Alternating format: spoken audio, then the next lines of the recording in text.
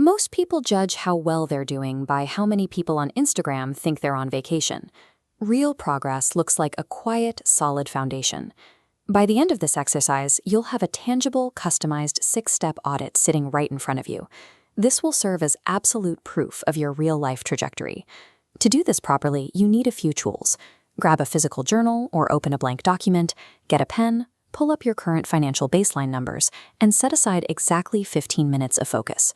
Relying on vague feelings or comparing yourself online naturally creates a false sense of failure. Putting hard numbers and honest answers to your daily routine reveals exactly how capable you actually are. Let's start the audit. Step 1 is identifying the hidden energy leaks in your routine. Think about your week. If Tuesday feels like something to merely survive and Saturday feels like relief, your normal life is built around stress and recovery. Take your pen and make a 2-column list. Write down exactly what you do on a typical Tuesday on the left and a Saturday on the right. Now go through the Tuesday column and circle any commitments that cause an immediate feeling of dread. Be careful here. Do not confuse a physically tiring task, like going to the gym or doing deep work, with an emotionally draining task, like keeping a toxic group chat alive or holding on to a weak commitment. Tiring tasks build you up. Draining tasks empty you out. If you did this correctly, you should now have 2 to 3 specific points of systemic drag circled on your page. These are the immediate targets you need to systematically remove from your week. Now we move to step 2. We are going to calculate your chaos buffer.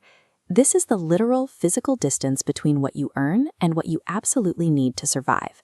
Write down the formula you see on screen: your total monthly income minus your baseline survival expenses. The number you have left is your buffer.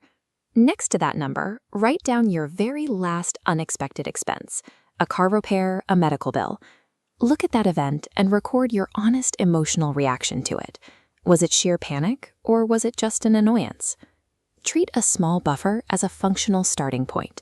This number is the objective baseline required to build a viable strategy. Isolating energy leaks and documenting your financial margin provides a manual for your next moves. When the chaos is quantified on paper, it becomes a problem you can actually solve, rather than a feeling you have to survive. Step 3 is the validation check. When people are unsure of themselves, they spend money and energy trying to make their life look better than it feels. Real stability naturally reduces that desperate need for outside confirmation. Look at the prompt on screen and apply it to your own life.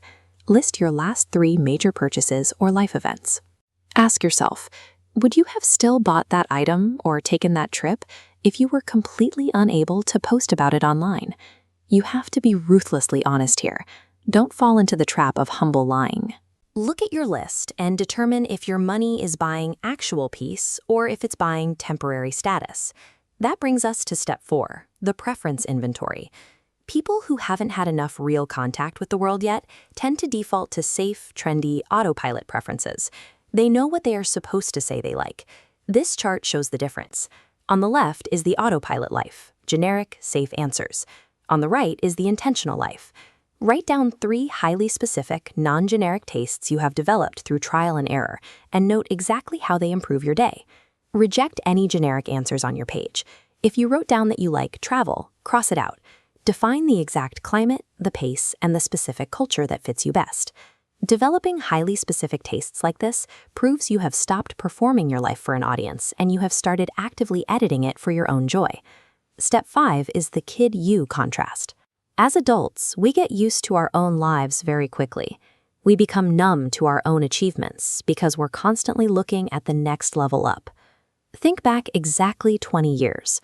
Write down 3 aspects of your current, normal baseline reality that the younger version of you would view as an absolute, impossible superpower. Remember to use childhood metrics for this. Don't judge your progress by your tax bracket or your job title. Judge it by your freedom, your independence, and the tangible skills you've mastered. This sets up our final metric, step 6, the Boulder Goal Test.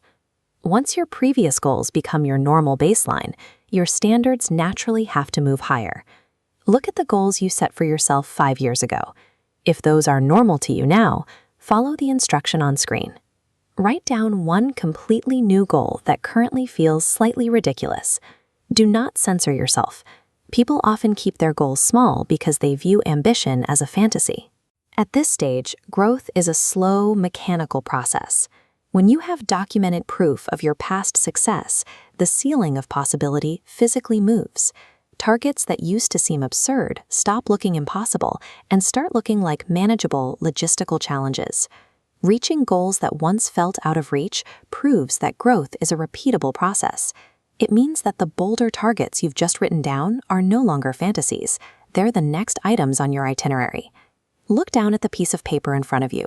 You no longer have to guess if you are making progress. You are now holding a personalized, undeniable diagnostic of your life. You've successfully mapped your energy leaks. You have defined your financial buffer. You have validated your internal tastes, and you have hard proof that you've achieved your childhood dreams. Now look at that single, bolder goal you wrote down in step 6.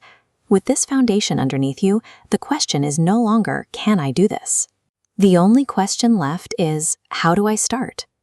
True success shows up when an ordinary Tuesday is so solid and so intentional that you no longer feel the need to escape it.